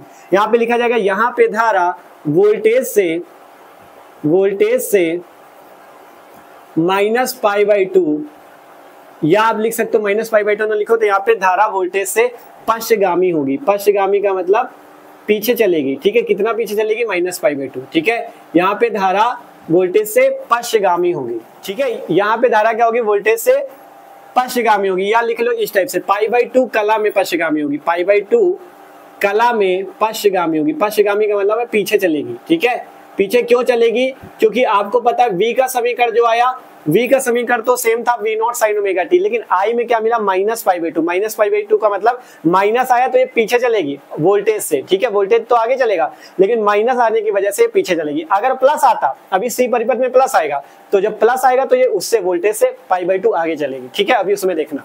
ठीक है, तो यहाँ से लिखा v तथा i के बीच कलांतर कितना, माइनस पाई बाई 2। यहाँ पे धारा वोल्टेज से पाई बाई 2 कला में पश्चगामी होगी, मतलब पीछे चलेगी। तो इसका ग्राफ कुछ इस टाइप से बनेगा, देखो एक्स अक्ष और वाई अक्ष, ये एक्स अक्ष ये वाई अक्ष। ठीक है, ग्राफ किस टाइप से बनेगा, देखो पहले हम लोग किसका बना लेते हैं, वोल्टेज का ग्राफ, क्योंकि वोल्टेज सबसे आगे रहता है, तो ये रहा वोल्टेज का ग्राफ। ठीक है, v बराबर v not sine omega T का। ठीक है, v बराबर v not sine omega T का। अब जो धारा होगी वो क्या होगी, माइनस पाई बाई 2 पश्चगामी। देखो पहले तो हमने जब समान कला में थी तो यहीं से धारा दिखाई थी, लेकिन इस बार समान कला में नहीं है, इसलिए धारा माइनस पाई बाई 2 पीछे दिखाएंगे, तो यहां से इसका ग्राफ कुछ इस टाइप से बनेगा, यहां से। ठीक है, इसका ग्राफ कुछ इस टाइप से बनेगा जाके। ठीक है, इस टाइप से देख लो ध्यान से, ये क्या दिख रहा है कि ये माइनस पाई बाई 2 पीछे है। ठीक है, ये क्या है, दिख रहा है कि ये इससे पीछे, ये आपका धारा का समीकरण है, i बराबर i naught sine omega T का, i बराबर i naught sine omega T का। इसमें आपको क्या दिख रहा है, धारा जो है इस वोल्टेज वाले ग्राफ से पीछे है। कितना पीछे? -π/2। कितना पीछे? π/2 कला में पीछे है या -π/2 कला में पश्चगामी। ठीक है, यहाँ से ये दिख रहा है। यहाँ पे आप अगर देखोगे, यहाँ पे आपको 0 मिलता है, यहाँ पे आपको क्या मिलता है, π/2 मिलता है। ठीक है, यहाँ पे आपको क्या मिलता है, यहाँ पे आपको पाई मिलता है। ठीक है, यहाँ पे आपको क्या मिलता है, 3π/2 मिलता है। और ठीक है, सॉरी ये इतना इधर से नहीं जाएगा, देखो ऐसे जाएगा इसका ग्राफ जो होगा, इस टाइप से नहीं, देखो थोड़ा सही से बनाते हैं। देखो ये यहाँ से तो आएगा, लेकिन ये इसके बाद ऐसे जाएगा। ठीक है, देखो ध्यान से, ये चीज ऐसे जाएगा, इसका ग्राफ जो होगा इस टाइप से यहीं से निकल जाएगा नीचे से। ठीक है, तो ये आपका ग्राफ इसका बनेगा, धारा का ये ग्राफ बनेगा। ठीक है, ये क्या है, I बराबर साइन ओमेगा टी का, I बराबर I0 साइन ओमेगा टी का ग्राफ है। ठीक है, और यहाँ पे पाई मिला तो यहाँ पे क्या मिलेगा, 3π/2 मिलेगा, यहाँ पे 2π मिलेगा। ठीक है, ये इसका ग्राफ कुछ इस टाइप से बनता है जाके। इसमें आपको क्या दिख रहा है कि जो धारा का ग्राफ है ये क्या है, -π/2 पीछे है, ये पीछे की ओर दिखाया गया, इसका मतलब ये पीछे है। ठीक है, किससे, वोल्टेज से। वोल्टेज तो आगे से दिखाया गया, 0 से शुरू है, लेकिन धारा जो है यहाँ -π/2 पीछे से दिखाई गई, इसका ग्राफ इस टाइप से आता है। ठीक है, इस टाइप से इसका ग्राफ आता है। तो ग्राफ कुछ इस टाइप से बनाना है, इसमें यही दिखाना है आपको कि धारा जो है पीछे की ओर चल रही है, वोल्टेज जो है आगे की ओर चल रहा है। ठीक है, ये चीज दिखाना होता है। अब घूर्णी सदिश कैसे बनता है वो चीज समझ लो। ठीक है, इसके बाद है घूर्णी सदिश। घूर्णी सदिश कैसे बनता है, घूर्णी सदिश में आपको पता है सबसे पहले वोल्टेज जो होगा, वोल्टेज सबसे पहले होता है, तो वोल्टेज को सबसे पहले दिखा लो कुछ इस टाइप से। ठीक है, ये मान लो हमारे पास वोल्टेज है। अब आपको यहाँ पे बताया गया V तथा I के बीच कलांतर -π/2 का मतलब इन दोनों के बीच में π/2 का क्या मतलब है, 90 डिग्री का कोण होगा। π/2 का मतलब 90 डिग्री का कोण होगा, और धारा वोल्टेज से पश्चगामी होगी। धारा जो होगी इस वोल्टेज से पश्चगामी होगी। ठीक है, तो आप इसका ग्राफ कैसे बना सकते हो, देखो वोल्टेज ये रहा, धारा को पीछे दिखा सकते हो इस टाइप से कि धारा जो है पश्चगामी, पश्चगामी का मतलब पीछे। इस टाइप से ग्राफ इसका घूर्णी सदिश दिखा सकते हो, या इस टाइप से भी दिखा सकते हो। वोल्टेज को इधर दिखा दो और धारा को पीछे दिखाना है तो इसको धारा को इधर दिखा दो। वोल्टेज अग्रगामी है, धारा पश्चगामी, मतलब वोल्टेज ऊपर की ओर है, धारा पीछे की ओर है। ठीक है, तो इस टाइप से दिखा सकते हो। ठीक है, और इसके बीच में कोण जो होगा वो कितना होगा, 90 डिग्री का, मतलब π/2 का कोण होगा। ठीक है, π/2 का या 90 डिग्री का कोण होगा। तो इसका घूर्णी सदिश इस टाइप से बनता है। ठीक है, इसका घूर्णी सदिश इस टाइप से बनता है। तो सिंपल देख सकते हो, ग्राफ कुछ इस टाइप का होता है, घूर्णी सदिश इस टाइप का बनता है, क्योंकि यहाँ पे आपका वोल्टेज और धारा के बीच में 90 डिग्री का कोण है, मतलब कलांतर π/2 है, इसलिए यहाँ पे बीच में 90 डिग्री है। और धारा क्या दिखाई गई, यहाँ से कहा गया धारा वोल्टेज से पश्चगामी मतलब पीछे, तो वोल्टेज को आगे दिखाओ, धारा को पीछे दिखाओ, और बीच में कोण 90 डिग्री रहना चाहिए। तो 90 डिग्री का कोण, धारा पीछे, वोल्टेज ऊपर की ओर दिख रहा है, मतलब वोल्टेज आगे, धारा पीछे, बीच में कोण 90 डिग्री। अब इसमें औसत शक्ति 6 निकाल लेते हैं। औसत शक्ति 6, औसत शक्ति 6, औसत शक्ति 6 का हमने सूत्र बताया क्या होता है। औसत शक्ति 6 P बराबर VRMS IRMS cos phi. cos phi की जगह कोण कितना हो जाएगा, 90 डिग्री, क्योंकि कलांतर 90 है। cos 90 की वैल्यू आपको पता है तो आप आसानी से हल कर लोगे। VRMS IRMS cos 90 की वैल्यू 0 होती है, तो P बार पूरा क्या हो गया, 0। मतलब यहाँ पे औसत शक्ति 6 क्या है, 0 है। ठीक है, यहाँ पे औसत शक्ति 6 क्या है, 0 है, 0 आता है, क्योंकि जब फाई कलांतर की जगह 90 डिग्री रखोगे, cos 90 की वैल्यू 0, तो औसत शक्ति 6 P बार बराबर 0, 0। तो इस टाइप से ये आपका L परिपथ होता है। ठीक है, देखो इसको आपको अच्छे से समझना होगा, प्रैक्टिस करनी होगी भाई साहब, तभी समझोगे। ठीक है, कोशिश हमारी पूरी की एक एक चीज आपको सिखाते चले, लेकिन जब इस वीडियो को पूरा देख लेना, पहले वीडियो देख के समझ लो, फिर इसके बाद वीडियो को आप दोबारा देखोगे, नोट्स बनाते जाना, साथ साथ जब दोबारा वीडियो देखना आपको एक एक चीज क्लियर होगा। ठीक है, तो इस टाइप से आपको पढ़ना है। अब इसे आप लोग नोट कर लो, L परिपथ आपका कंप्लीट है। आप चलते हैं हम लोग C परिपथ की ओर, फिर उसके बाद LCR परिपथ। ठीक है, तो इसे जल्दी से नोट कर लो। तो आप देखते हैं जो आपका जब परिपथ में, प्रत्यावर्ती परिपथ में केवल आपका संधारित्र जुड़ा हो, संधारित्र अर्थात धारिता C जुड़ी हो, ठीक है, तब आपका क्या होता है और कैसे हमारे पास समीकरण आते हैं। ठीक है, धारा और वोल्टेज के। तो देखो यहाँ से देखते हैं, जब परिपथ में केवल संधारित्र C जुड़ा हो, ठीक है, तो इस टाइप से हम यहाँ पे एक, मान लो यहाँ पे एक संधारित्र जोड़ देते हैं। ये हमारे पास एक संधारित्र कैपेसिटर है। इसके बाद यहाँ पे क्या लगा देते हैं, एक हम लगा देते हैं प्रत्यावर्ती वोल्टेज अर्थात प्रत्यावर्ती स्रोत को। ठीक है, ये प्रत्यावर्ती वोल्टेज है जिसका समीकरण है V बराबर V0 साइन ओमेगा टी। ठीक है, V बराबर क्या है, V0 साइन ओमेगा टी। और ये जो संधारित्र है इसकी धारिता क्या है, C। ये क्या चीज लगा हुआ है, संधारित्र लगा हुआ है जिसकी धारिता क्या है, सी है। ठीक है, ये चीज समझ में आया। अब यहाँ से आपको पता है क्या प्रवाहित होगी, धारा प्रवाहित होगी। तो धारा आई कुछ इस टाइप से यहाँ पे पूरे परिपथ में प्रवाहित होने लगेगी। तो देखो सिंपल सा एक परिपथ है जिसमें संधारित्र जुड़ा है और प्रत्यावर्ती वोल्टेज जुड़ा है। ठीक है, तो यहाँ से प्रत्यावर्ती वोल्टेज का समीकरण आपने देखा क्या है, आपके पास समीकरण V बराबर V not sine omega T. ठीक है, V बराबर क्या है, V not sine omega T. इसे मान लेंगे इक्वेशन नंबर फर्स्ट। ठीक है, अब यहाँ से धारिता जुड़ी हुई है तो धारिता का फॉर्मूला लगेगा। यहाँ से लिखते हैं, हमारे पास फॉर्मूला होता है चूंकि Q बराबर सूत्र आपको पता है C इंटू वी। Q क्या है, आवेश, C है धारिता, V है विभव। सबने धारिता वाले पाठ में पढ़ा था। यहाँ से अगर हम V की वैल्यू निकाले तो V कितना आ जाता है, V आ जाता है Q अपॉन में C। V कितना आ जाता है, Q अपॉन में C।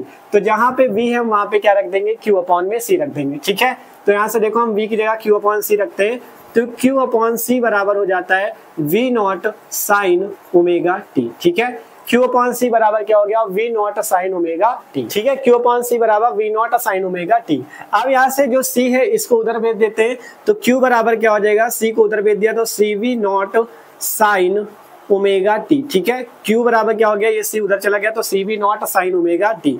इतना हमारे पास आ चुका है। अब देखो यहाँ पे देखते हैं, अब हम क्या करते हैं, इस बार हम इसका क्या करते हैं, अवकलन करते हैं। उस बार क्या किया था, समाकलन किया था प्रेरकत्व वाले में जिसमें प्रेरण गुणांक L था, उसमें समाकलन किया था। इसमें हम क्या करेंगे, दोनों पक्षों का अवकलन करेंगे। तो यहाँ से लिखते हैं दोनों पक्षों में t के सापेक्ष अवकलन करने पे, t है ना यहाँ पे ओमेगा टी में, तो इसलिए t के सापेक्ष अवकलन कर देते हैं। दोनों पक्षों में t के सापेक्ष अवकलन करने पे अवकलन कर देते हैं इस बार, अवकलन करने पर। ठीक है, तो जब हम अवकलन करेंगे तो हमें क्या मिलेगा, देखो यहाँ से आ जाएगा d upon D T Q बराबर इधर आ जाएगा d upon D T C V naught sine omega T. ठीक है, ये चीज आ जाएगा हमारे पास। देखो d upon D T Q बराबर d upon D T C V naught sine omega T. अब यहाँ से आपको एक चीज पता होना चाहिए, क्या पता होना चाहिए, आपको पता है धारा का सूत्र क्या होता है, I बराबर सूत्र होता है आपका, I बराबर सूत्र क्या होता है, आवेश परिवर्तन dq बटे में समय में परिवर्तन dt। तो यहाँ से हम I की जगह क्या लिख देंगे, dq बटा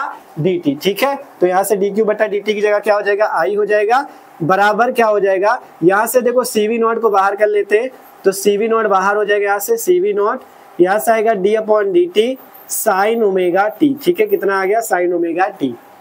देख लो dq अपॉन dt की जगह I कर दिया, यहाँ से CV नॉट बाहर, d upon dt sign omega T. इतना हुआ। अब इसके आगे का देखो।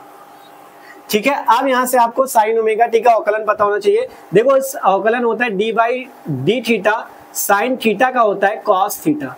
साइन थीटा का समाकलन तो माइनस कॉस थीटा होता है लेकिन अवकलन कॉस थीटा होता है। ठीक है, साइन थीटा का कॉस थीटा, तो यहाँ से साइन ओमेगा टी का क्या हो जाएगा, कॉस ओमेगा टी। ठीक है, तो यहाँ से क्या आएगा आगे देखो, यहाँ से आएगा देखो I बराबर CV नॉट इंटू, जब आप साइन ओमेगा टी करोगे है थीटा सूत्र में, लेकिन हमें ओमेगा टी का करना है तो साइन ओमेगा टी का आएगा कॉस ओमेगा टी। अब हमने जैसे समाकलन में बताया था, अब ये जो आपने ओमेगा टी को क्या माना, थीटा, तभी तो सूत्र बनाया साइन थीटा बराबर कॉस थीटा। वैसे ही साइन ओमेगा टी का कॉस ओमेगा टी हुआ, मतलब ओमेगा टी का आपको क्या करना होगा, अवकलन करना होगा जैसे उसमें हुआ था। तो ओमेगा टी का अलग अवकलन कर लो तो D by D T omega T, तो ओमेगा आएगा बाहर, D by D T T. अब टी का अवकलन कितना आ जाएगा, 1 आ जाएगा, तो ओमेगा इंटू 1 मतलब आ गया ओमेगा।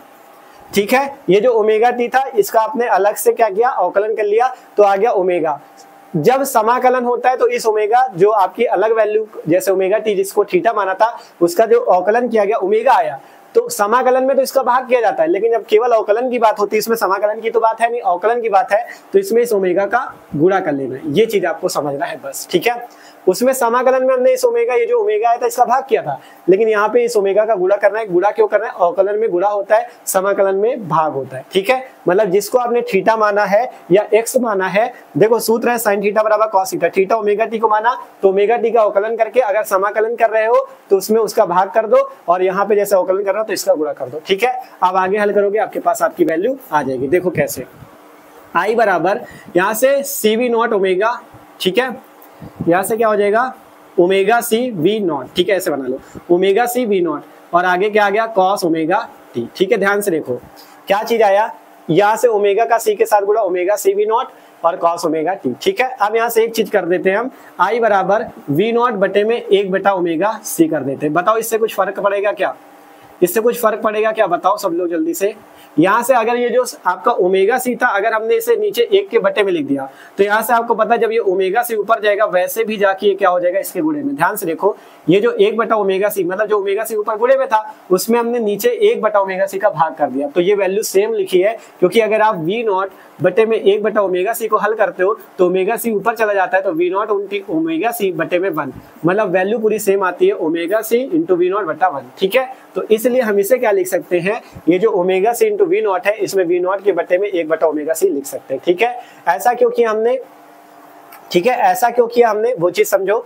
ठीक है, ऐसा क्यों किया हमने वो चीज समझो, और यहाँ पे भी इसको भी तोड़ना पड़ेगा, अभी वो भी करेंगे। ठीक है, ऐसा हमने क्यों किया ये चीज समझो। पहले हम इसलिए कर रहे हैं, जैसे हमने एक्सएल बराबर इसके पहले ओमेगा एल फॉर्मूला बनाया था वैसे हम यहाँ पे एक्सी का फॉर्मूला बनाएंगे, उसे धारिती प्रतिघात बोलते हैं, उसका फॉर्मूला बनेगा अभी। ठीक है, अब यहाँ से एक काम और करना है, साइन 90 माइनस थीटा करना है। साइन 90 माइनस थीटा बराबर होता है कॉस थीटा के, sine 90 minus theta cos theta के बराबर होता है। ठीक है, यहाँ पे साइन 90 माइनस थीटा न लगाओ, यहाँ पे लगाओ sine 90 plus theta, sine 90 plus theta.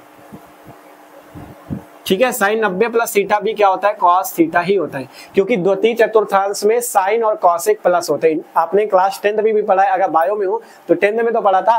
10th में क्या था, प्रथम चतुर्थांश द्वितीय चतुर्थांश ये सब पढ़ा था। तो 90 प्लस थीटा का मतलब द्वितीय चतुर्थांश। ठीक है, 90 माइनस थीटा प्रथम चतुर्थांश, 90 प्लस थीटा द्वितीय चतुर्थांश, उसमें साइन और कॉसेक प्लस होते हैं, तो साइन 90 प्लस थीटा होता है कॉस थीटा के। तो यहाँ से जो साइन 90 प्लस थीटा है इसकी जगह हम क्या कर देंगे, कॉस थीटा, मतलब यहाँ पे कॉस थीटा की जगह क्या हो जाएगा, साइन 90 प्लस थीटा। ठीक है, तो देखो करते हैं, तो आई बराबर वी नॉट बटे में 1 बटा ओमेगा सी, यहाँ से कॉस ओमेगा टी की जगह क्या हो जाएगा, पाई बाई 2। अब कॉस को साइन में बदलना है, क्योंकि कॉस थीटा बराबर होता है sine pi by 2 plus theta, मतलब साइन 90 प्लस थीटा। तो कॉस ओमेगा टी क्या हो जाएगा, sine 90 plus theta, 90 plus theta क्या, ओमेगा टी।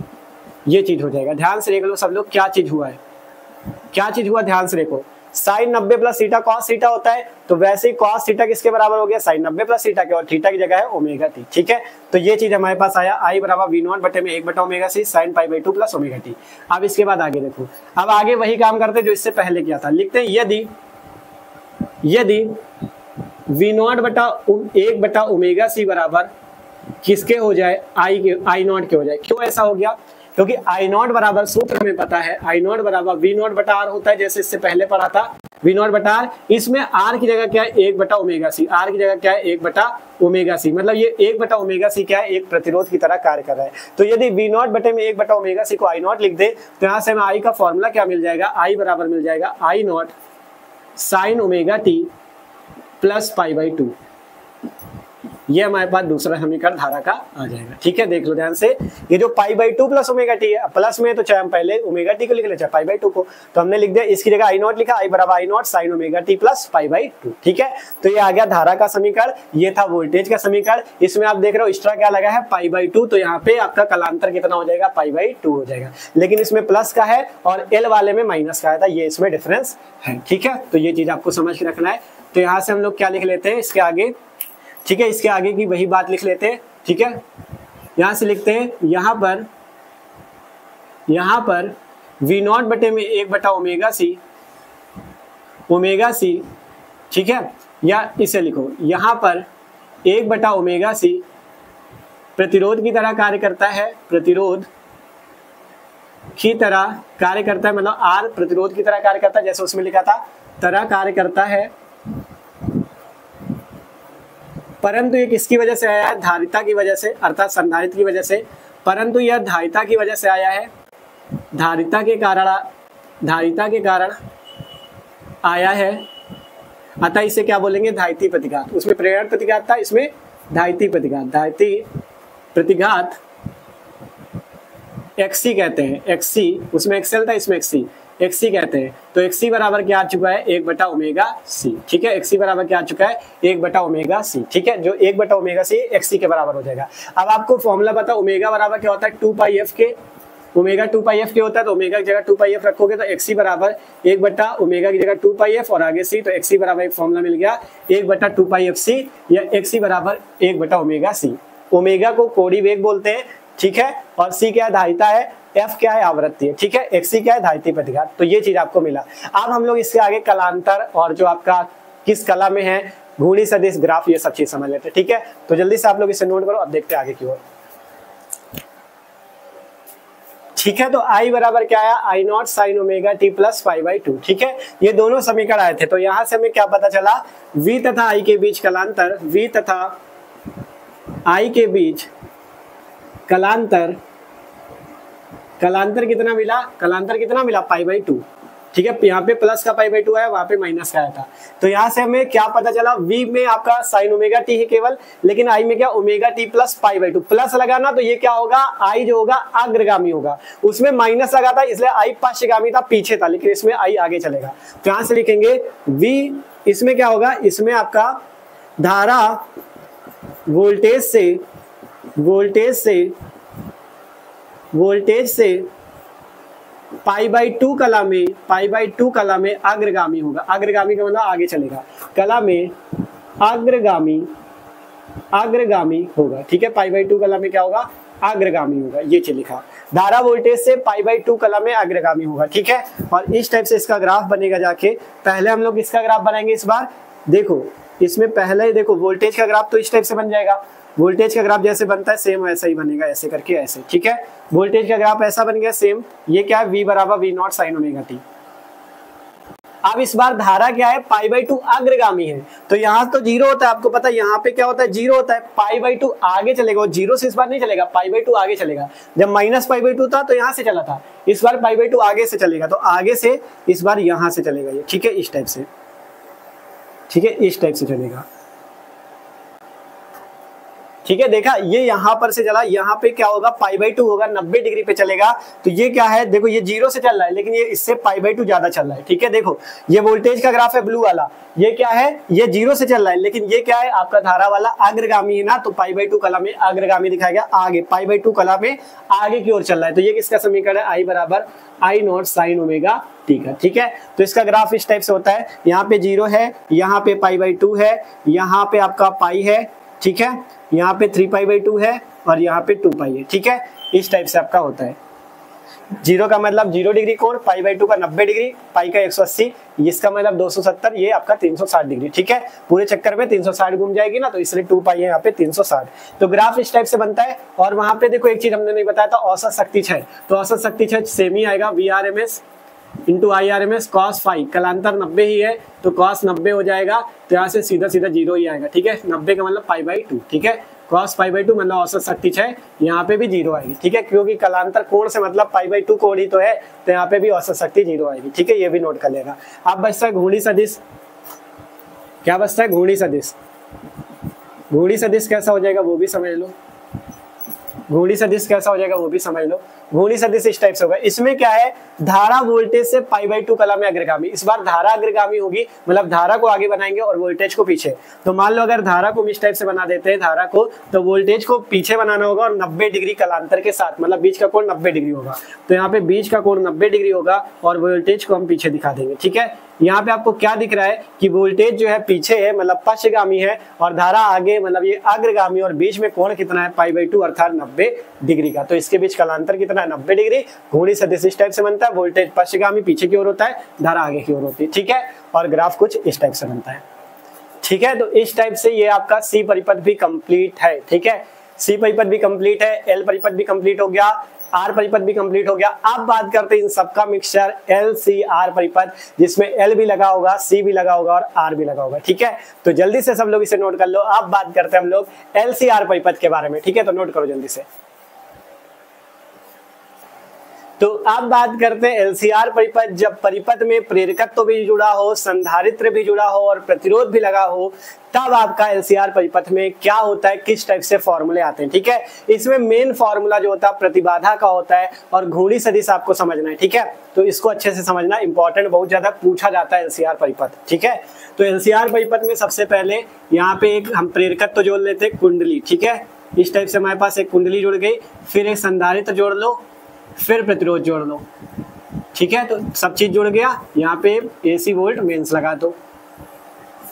ठीक है, V बराबर V not sine omega T है। ये यहाँ से धारा प्रवाहित होगी, पहले कुंडली में जाएगी, फिर संधारित्र में, फिर प्रतिरोध में। ठीक है, ये L है, ये C है, ये R है। कोई दिक्कत किसी को?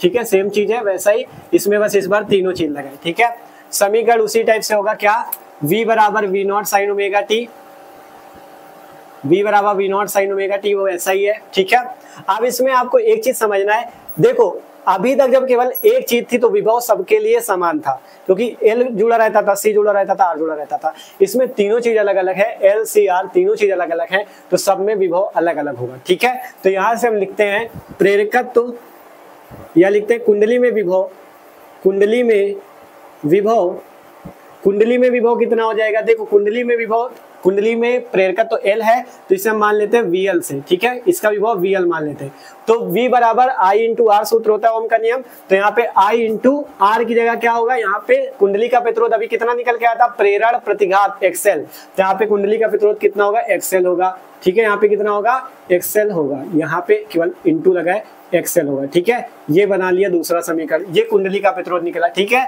फिर आपका किसका, संधारित्र में विभव, संधारित्र में विभव, संधारित्र में विभव को अगर हम VC मान ले तो ये क्या कितना हो जाएगा, I इंटू XC, XC क्या है, धारितीय प्रतिघात, ये प्रेरण प्रतिघात, ये धारितीय प्रतिघात। ठीक है, फिर इसके बाद अगर हम इस प्रतिरोध वाले में, ठीक है, यहाँ पे जब प्रतिरोध में आपका विभव निकलेगा कितना, V, प्रतिरोध में विभव जो आएगा V, वो क्या हो जाएगा, V बराबर I इंटू आर, V बराबर कितना हो जाएगा, I इंटू आर, इसे मान लेंगे चौथा समीकरण। ठीक है, इतना हो गया, किसी को कोई दिक्कत नहीं। देखो इसमें प्रतिरोध XL है, इसमें XC है, इसमें R है। ठीक है, कुंडली में XL था प्रेरण प्रतिघात, धारिता में XC था धारितीय प्रतिघात। ठीक है, तो इतनी चीज हमारे पास आई।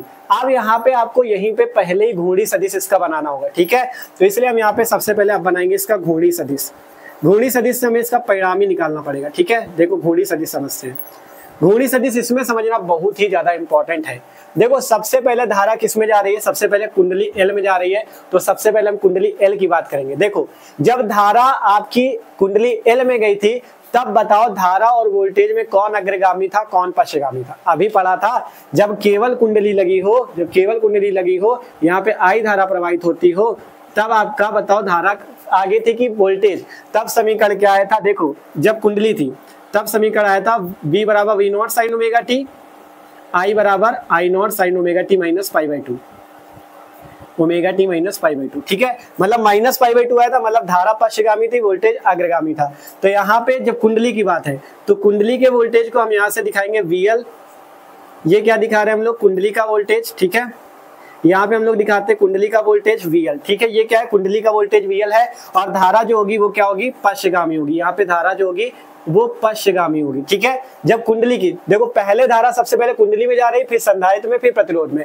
तो कुंडली में हमने देखा था कि आपका धारा जो थी माइनस पाई बाई टू पश्चगामी थी। ठीक है, तो इसलिए यहाँ से 90 डिग्री का तो कोण है बीच में, लेकिन धारा को पीछे दिखाया जाएगा, VL को आगे। तो पहला धारा और VL के बीच में आपने बना लिया घूर्णी सदिश। अब इसके बाद धारा किसमें पहुंची, C में। अब C वाले में क्या था, उसमें समीकरण I बराबर था I naught sine omega T plus pi by to, अभी देखा है omega T plus pi by to. तो उसमें आपने देखा था धारा जो होती है अग्रगामी होती है, वोल्टेज जो होता है पश्चगामी होता है। तो धारा यहाँ पे अग्रगामी होगी और वोल्टेज जो VC होता है वो पश्चगामी होता है, तो उसे हम इस टाइप से नीचे की ओर दिखाएंगे VC। ठीक है, ये क्या हो जाएगा, VC हो जाएगा। ये VC का क्या मतलब है, इस संधारित्र का विभव। ठीक है, VC।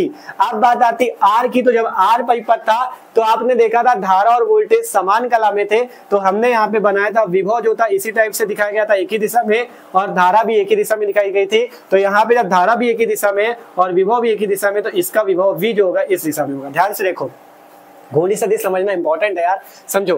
देखो अभी जब प्रेरकत्व वाला पला था तो उसमें धारा पश्चगामी थी, तो धारा पश्चगामी VL आपका, इसे सीधा बनाना थोड़ा तिरछा बन गया है। ठीक है, धारा पश्चगामी वोल्टेज अग्रगामी, मतलब ऊपर की ओर, ऐसा ही बना था। VC वाली कंडीशन में क्या देखा, इन सबका मिक्सचर है ना, इसलिए एक साथ सबको जोड़ा जा रहा है। VC वाले में क्या देखा, VC नीचे की ओर था, मतलब पश्चगामी था, धारा अग्रगामी था। इन समीकरण से याद रखो, जब माइनस पाई बाई टू जिसमें होगा मतलब धारा पश्चगामी, जिसमें प्लस पाई बाई टू धारा अग्रगामी। ठीक है, ये चीज तो यहाँ पे, और जब R पर V किसका विभव है, R वाले का। ठीक है, तो R पेपर में धारा और वोल्टेज समान कला में थे, तो एक ही दिशा में दिखा दिया। ठीक है, तो इस टाइप से इसका घूर्णी सदिश बनता है। तो अगर यहाँ से बात करें, ठीक है, अब यहाँ से समझना है आपको, यहाँ से आपको समझना है, देखो क्या समझना है, यहाँ से ये समझना है कि देखो अब आपको क्या करना होगा। देखो एक VL आपके पास है विभव, VC विभव है और V है, तो अब आपको इनमें सबका परिणामी निकालना होगा। तो सबसे पहले हम यहाँ पे दो का परिणामी निकालेंगे, VL और VC का। VL और VC का जो परिणामी आएगा वो कहाँ पे आएगा, वो आपका इसी दिशा में VL की ही दिशा में आएगा, क्योंकि VL में सबसे पहले धारा जा रही है। तो यहाँ पे VL और VC का परिणामी जो मान लेते हैं, VL और VC का जो परिणामी, ठीक है, मतलब अगर मान लो यहाँ पे जो VL है, अगर मान लो इधर आपका कोई कुछ भी लग रहा है, मान लो 5 न्यूटन का बल लग रहा है और इधर अगर 2 न्यूटन का बल लग रहा है, तो आपको यहाँ पे परिणामी निकालना हो तो आप क्या करोगे, इस 5 न्यूटन से 2 न्यूटन को घटा दोगे, 5 में 2 3 न्यूटन आएगा। तो वैसे ही अगर परिणामी निकालना है तो यहाँ पे नीचे आपका VC है, VC क्या है, संधारित्र की दायित्व, VL क्या है, VL किसका होता है, प्रेरण वाले का। तो इसका जो परिणामी आता है वो मान लेते हैं V डैश, ठीक है। तो यहाँ से लिखते हैं VL तथा VC के मध्य परिणामी विभव, ठीक है, VL तथा VC का परिणामी क्या हो जाएगा, परिणामी जो हो जाएगा वो हो जाएगा V डैश बराबर हो जाएगा VL माइनस VC। हम क्या करेंगे, VL से VC को घटा देंगे तो हमारे पास V डैश आ जाएगा। तो यहाँ से VL और VC के मान रखो, V डैश बराबर VL कितना है, I into XL minus VC कितना है, I इंटू XC। तो यहाँ से अगर I कॉमन ले ले तो V डैश कितना आ जाएगा, I कोष्टक में XL माइनस XC। इसे कौन सा समीकरण मान लो, 5वां। तो अभी क्या निकला, 2 का परिणामी VL और VC का परिणामी आया V डैश। तो V डैश बराबर क्या हो गया, VL माइनस VC। तो यहाँ से V डैश बराबर VL की वैल्यू VC की वैल्यू, तो V डैश आ गया IXL माइनस IXC, ठीक है।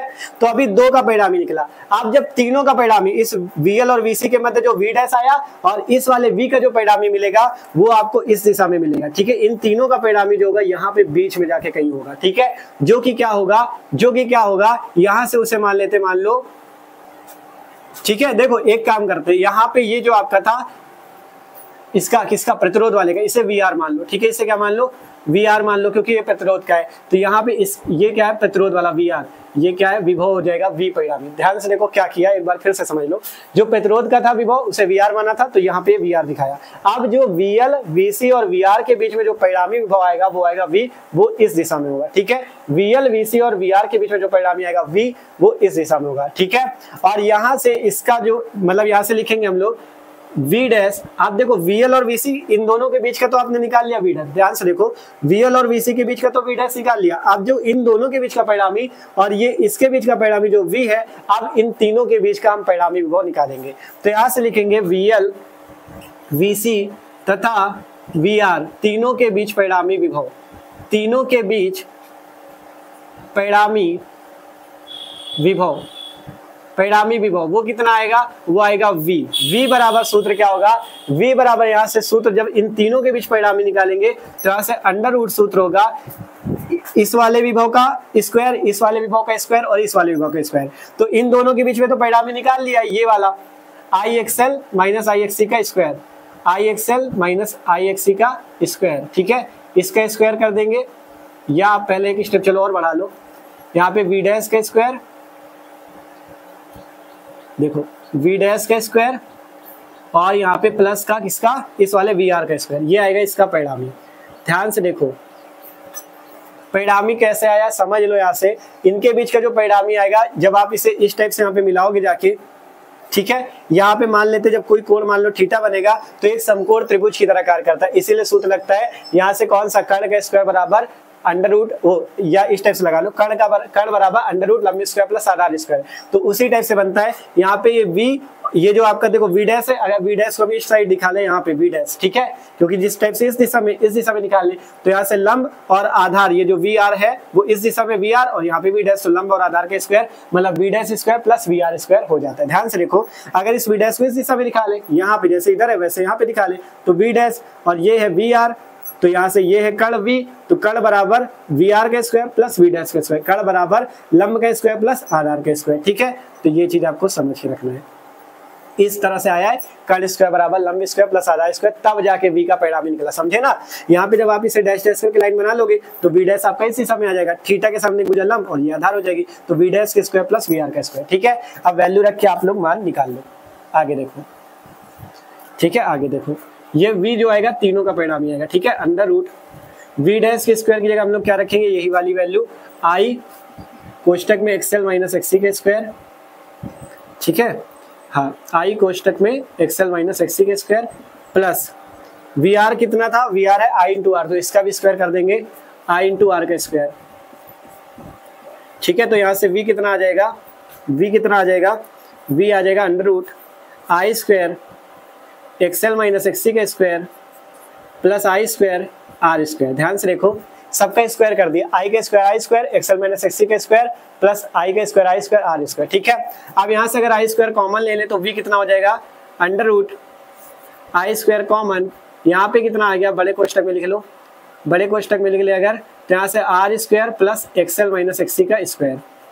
बताओ कुछ अलग तो नहीं लिख दिया, देख लो ध्यान से, यहाँ से v बराबर अंडर रूट आई स्क्वायर, ये रहा आई स्क्वायर कॉमन ले लिया गया, एक्सएल माइनस एक्सी को इधर लिख दिया और आर वाले को इधर लिख दिया। ठीक है, देख लो ध्यान से, यहाँ से आर स्क्वायर ये आया, एक्सएल माइनस एक्सी का स्क्वायर ये आया। ठीक है, अब इसे हल करेंगे तो v बराबर ये जो आई स्क्वायर अगर अंडर रूट से बाहर आएगा तो क्या बचेगा, आई बच जाएगा, और कोष्टक में क्या बच जाएगा, under root R square plus XL minus XC का स्क्वायर। ठीक है, ये चीज हमारे पास आया है, v बराबर I under root R square plus XL minus XC का स्क्वायर। ठीक है, देख लो आई स्क्वायर अंडर रूट से बाहर निकला, केवल आई बचा। ठीक है, अब यहाँ पे देखो कि आई इधर गुणे पे इधर आ जाएगा, v की साइड भाग में हो जाएगा, तो v बटा आई बराबर under root R square plus XL minus XC का स्क्वायर। ये चीज हमारे पास आएगा, v बटा आई बराबर under root R square plus XL minus XC का स्क्वायर। अब आपको पता है, क्या पता है, v बटा आई बराबर क्या होता है, प्रतिरोधार के, v बटा आई बराबर क्या होता है, प्रतिरोधार के, लेकिन यहाँ पे हम प्रतिरोधार नहीं लिखेंगे, क्यों, क्योंकि v बटा आई में कौन सा प्रतिरोध यूज हो रहा है, यहाँ पे 3 लोग हैं, LCR, तो जब 3 लोग हैं तो इसके लिए एक अलग प्रतिरोध आता है जिसे बोलते हैं परिपथ की प्रतिबाधा। तो यहाँ पे आपका परिपथ की प्रतिबाधा आएगी, देखो यहाँ पे कहाँ लिखे इसके आगे का, इसके आगे का इधर लिख रहे हैं, इधर जगह खाली है, इसके आगे का इधर लिखा जा रहा है। ठीक है, ठीक है, इसके आगे का हम लोग यहाँ पे लिख रहे हैं, लिखेंगे चूंकि v बटा आई बराबर क्या लिख देंगे, z, जहाँ z क्या होगी, परिपथ की प्रतिबाधा। देखो हमने कहा ओम के नियम के अनुसार क्या होता है, v बटा आई आर के बराबर होता है, v बटा आई आर के बराबर होता है, लेकिन यहाँ पे जब LCR है तो हम क्या केवल प्रतिरोध R रख देंगे, क्या हम प्रतिरोध की जगह यहाँ पे तीनों के लिए यूज करेंगे परिपथ की प्रतिबाधा Z, तो v बटा आई की जगह Z रख दिया जाएगा, तो Z बराबर होगा under root R square plus XL minus XC का स्क्वायर। ये सूत्र जो आता है बहुत ही इंपॉर्टेंट होता है और न्यूमेरिकल में भी ये काम आता है। ठीक है, Z बराबर under root R square plus XL minus XC का स्क्वायर। ये ठीक है, इस टाइप से आपका कंप्लीट हो जाता है। LCR परिपथ में मेन चीज घूर्णी सदिश इस टाइप से आपको समझना है। इसके बाद जो समझना है ये परिपथ की प्रतिबाधा का सूत्र, Z बराबर under root R square plus XL minus XC का स्क्वायर। अब यहाँ पर से एक चीज कभी कभी न्यूमेरिकल में पूछ लेता है, tan फाई की वैल्यू, मतलब यहाँ पे जो फाई कलांतर, इसमें tan फाई का कितना मान होता है, तो वो भी हम आपको कहीं पे बता देते हैं, कहीं पे जगह है। देखो इस चित्र को हम थोड़ा इरेज करेंगे क्योंकि अब बोर्ड में जगह है नहीं, तो स्क्रीनशॉट कर लो सब लोग, हम इसको इरेज करके आगे बताते हैं। स्क्रीनशॉट कर लो एक बार, ठीक है, पूरे का इसको इरेज कर रहे हैं। देखो अब यहाँ पे tan फाई की वैल्यू समझ लो क्योंकि वो भी इंपॉर्टेंट है भैया, उसको न्यूमेरिकल में काम आती है। ठीक है, न्यूमेरिकल में काम आती है तो उसको समझ लो थोड़ा। ठीक है, tan फाई की वैल्यू, tan फाई की वैल्यू कैसे आएगी, देखो इसी चित्र को अगर यहाँ पे बनाए, इधर साइड आपका VL है, यहाँ पे V डैश भी है, इधर साइड VC है, इधर साइड आपका VR है, यहाँ पे I धारा है, ठीक है, यहाँ पे परिणामी इसका V है।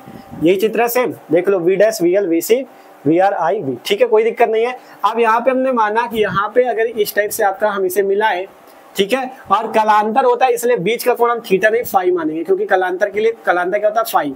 तो यहाँ पे अगर कोण हम फाई मान ले तो आपको पता है यहाँ से हमने कहा V डैश है, अगर V डैश इधर हो, V डैश जैसे इधर है वैसे V डैश को इधर मान लिया जाए, ये V डैश हो गया, इधर साइड आपका VR है, तो आपको tan थीटा बराबर सूत्र पता है कि नहीं सबको, tan फाई बराबर सूत्र यहाँ से क्या हो जाएगा, tan थीटा बराबर सूत्र क्या होता है, लंब बटा आधार, सबको पता है सूत्र लंब बटा आधार। ठीक है, लंब बटा आधार पता है, तो फाई के सामने की मुझे क्या हो जाएगी, लंब, तो लंब की जगह क्या है, V डैश है, लंब की जगह क्या है, V डैश है, लंब की जगह क्या है, V डैश, और आधार ये वाली भुजा हो जाएगी तो ये क्या हो जाएगी, VR, तो V डैश बटा VR हो जाएगी लंब बटा आधार। ठीक है, और V डैश और VR की वैल्यू यहाँ से रख दो अगर, तो tan फाई बराबर V डैश की वैल्यू कितनी, V डैश कहाँ चला गया, V डैश ये रहा, I कोष्टक में XL माइनस XC, I कोष्टक में XL माइनस XC, और VR की वैल्यू कितनी है, I इंटू R। ठीक है, तो यहाँ से I इंटू R, आप देखोगे I से I कैंसिल, तो यहाँ से कितना आ जाएगा, tan फाई बराबर XL माइनस XC बटे में R। ठीक है, तो ये फॉर्मूला याद रखना इंपॉर्टेंट है, tan फाई का, ठीक है, कलांतर tan फाई का आपका फॉर्मूला है एक्सएल माइनस एक्ससी बटा आर, न्यूमेरिकल में पूछ लेता है तो यहाँ से इसे भी निकाल सकते हो, ठीक है, इसे भी इस टाइप से निकाल सकते हो।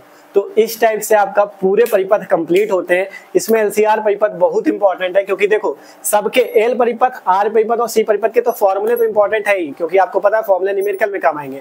फॉर्मूले इंपॉर्टेंट है और पूरा तरीका हमने एक एक चीज सिखाया। वीडियो भले ही बहुत बड़ा वीडियो बन गया होगा, अभी तो हमें बाद में पता चलेगा कितना बड़ा वीडियो बना है, क्योंकि इतनी देर से तो बना ही रहे, ठीक है, अब पता चलेगा जब देखेंगे। तो वीडियो तो बड़ा बना है, इतना पता है, लेकिन मेहनत भी लगी है और आपको समझाया भी बहुत ही बेहतरीन तरीके से गया कि आप एक एक परिपथ समझ चुके हो, घूर्णी सदिश बनाना समझ चुके हो, फॉर्मूले किस टाइप से आते हैं, जेड परिपथ की प्रतिबाधा का फॉर्मूला किस टाइप से आता है और यहाँ पे किस टाइप से tan फाई की वैल्यू आती है, सब कुछ हमने बहुत ही बेहतरीन तरीके से समझाया। तो अगर ये वीडियो आपको अच्छा लगा हो, देखो कोशिश पूरी थी कि पूरे YouTube से एकदम हट के रहे, आपको एक एक चीज अच्छे तरीके से समझाया जाए, जिससे आप भी बहुत आसानी से सीख पाओ। तो वीडियो अच्छा लगा हो तो लाइक जरूर करना और कमेंट करके जरूर बताना कि टॉपिक आपको समझ में आया है कि नहीं समझ में आया, ठीक है। तो मिलते हैं अगले वीडियो पे। चैनल पे नए हो तो सब्सक्राइब कर लो और कमेंट करके बताना आपको समझ में आया कि नहीं, ठीक है।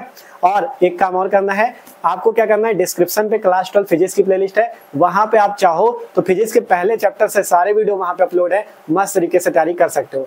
वहीं पे आपको डिस्क्रिप्शन में केमिस्ट्री की भी प्लेलिस्ट मिल जाएगी, केमिस्ट्री की चाहो तो तैयारी कर सकते हो, पहले चैप्टर से सारे वीडियो हैं, ठीक है। तो इसलिए कह रहे हैं सब्सक्राइब कर लो, क्योंकि ये चैनल आपको तैयारी के लिए, बोर्ड एग्जाम की तैयारी के लिए बहुत काम आएगा, ठीक है। तो सब्सक्राइब कर लो, मिलते हैं अगले वीडियो पे, ठीक है, और इसे नोट भी कर लो।